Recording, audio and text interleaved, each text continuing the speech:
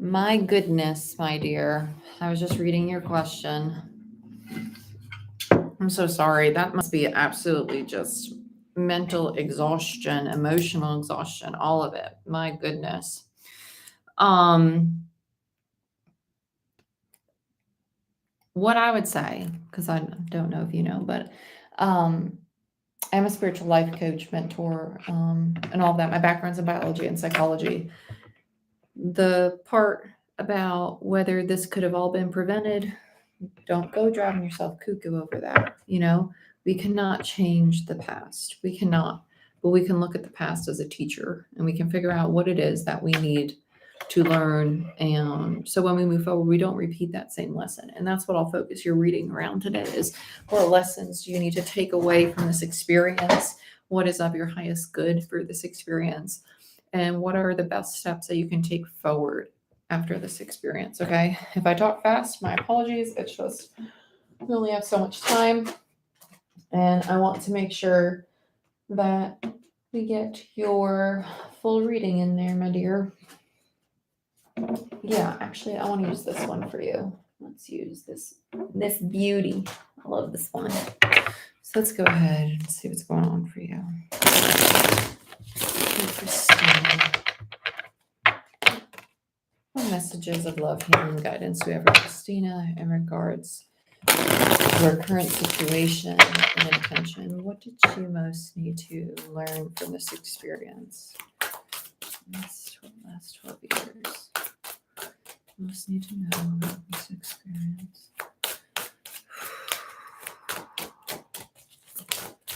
Hierophant. Ooh, interesting. Star.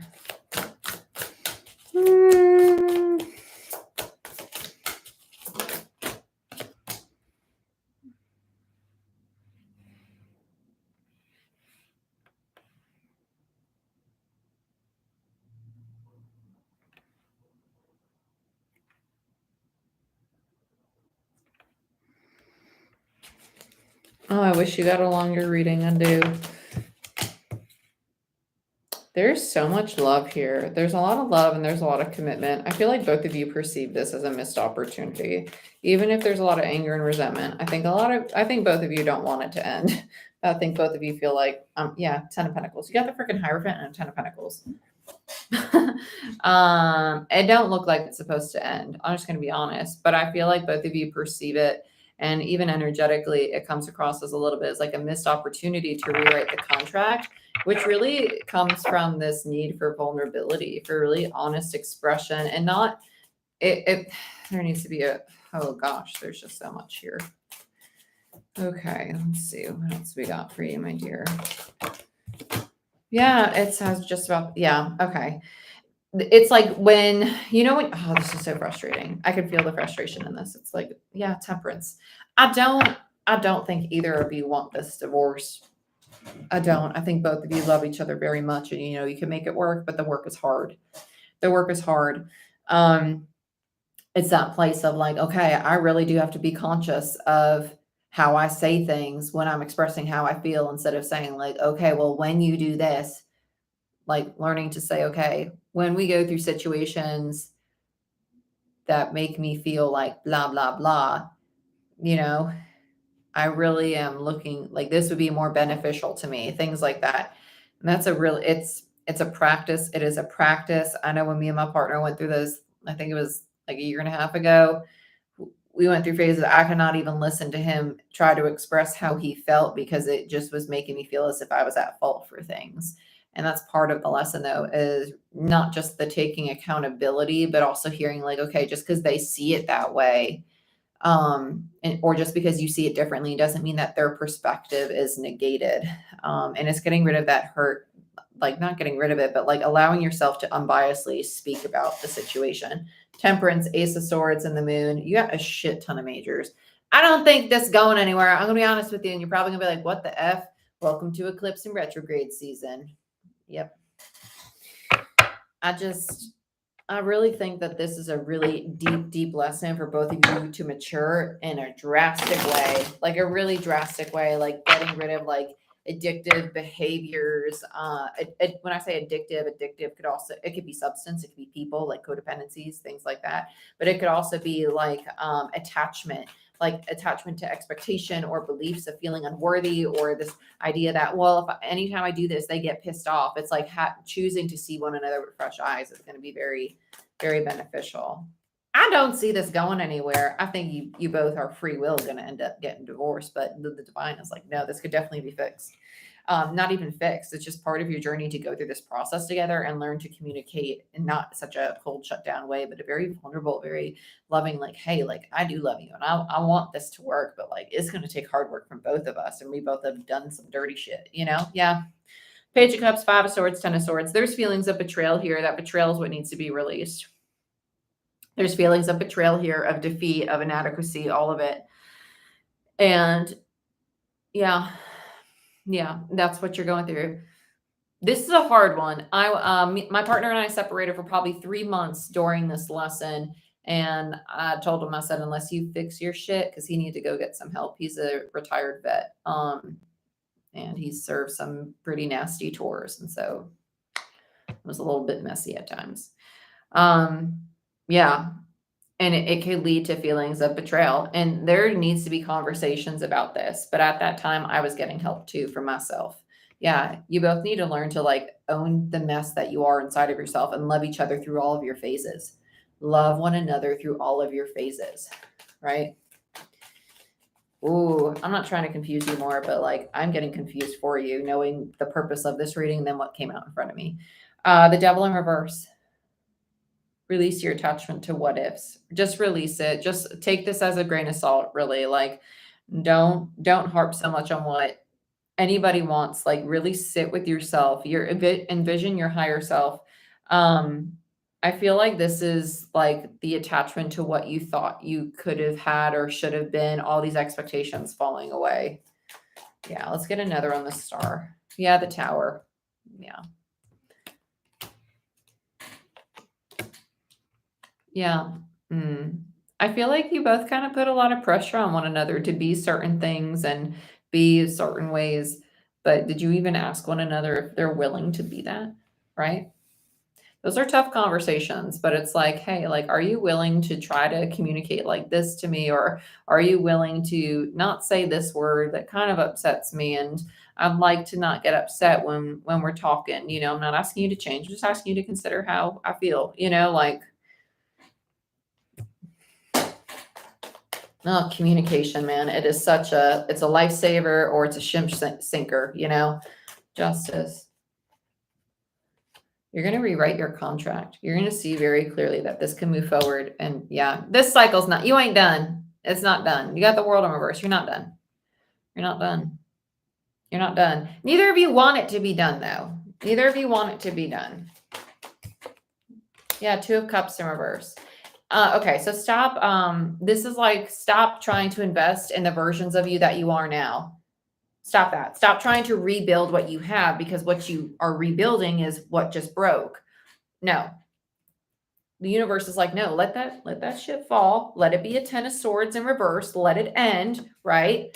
But just because that version of you is ending does not mean the relationship is ending. It's trying to take a new stable form, which makes sense because Jupiter is about to go into Taurus, and Taurus is about stability and foundations. Beautiful. I love it. I love it. I love it. I love it. But the new form should allow both people to be, who am I to say what it should be? But let me put it this way. Love is free, right? I say to my partner all the time, I love you in all of your phases. I love you in all of your phases. And some phases I really don't effing like them, but I love them, you know?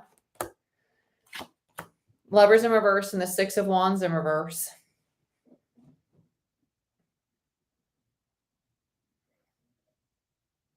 You both have a mindset and there's no way this is going to work, because you're looking at the relationship as it currently is and what it was, instead of looking at what you know you can be and the effort and work it will take to achieve that, right? Do you both need to be in therapy separately to address your feelings, and then go to therapy as a couple after you've had adequate time to work on yourself and your own communication? Because if you go in a couples therapy and you haven't worked on yourself, you're just going to end up fighting in there too. So it's a waste of time.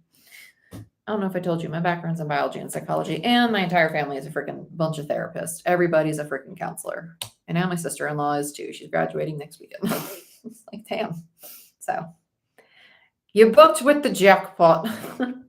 Page of Cups and the Ace of Wands. Neither of you are speaking about the fact that you want to try again. There's a fear of rejection with this, though.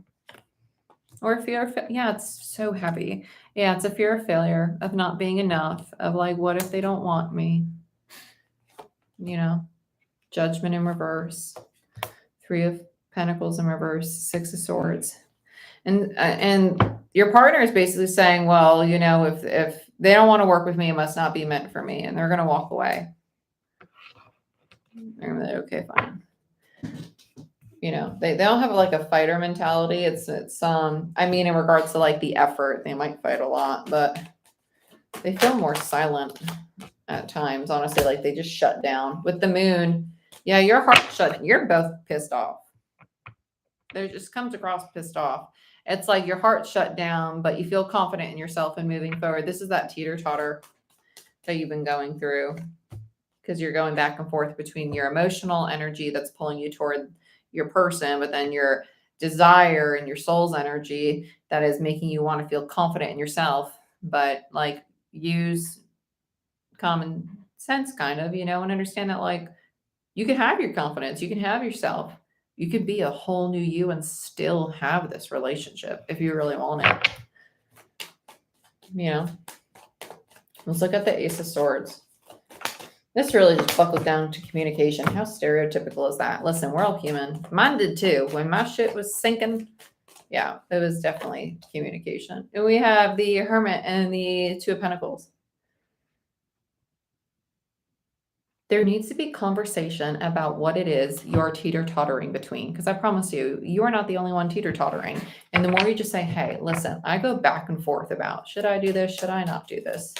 You know? Because you're not alone in it. And that's creating a space of vulnerability and space for a new beginning. Let's look at Temperance.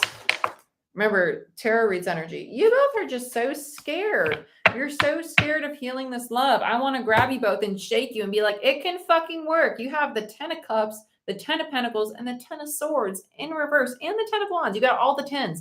You're going through a drastic ending of the versions of yourselves as a unit that you were and individually.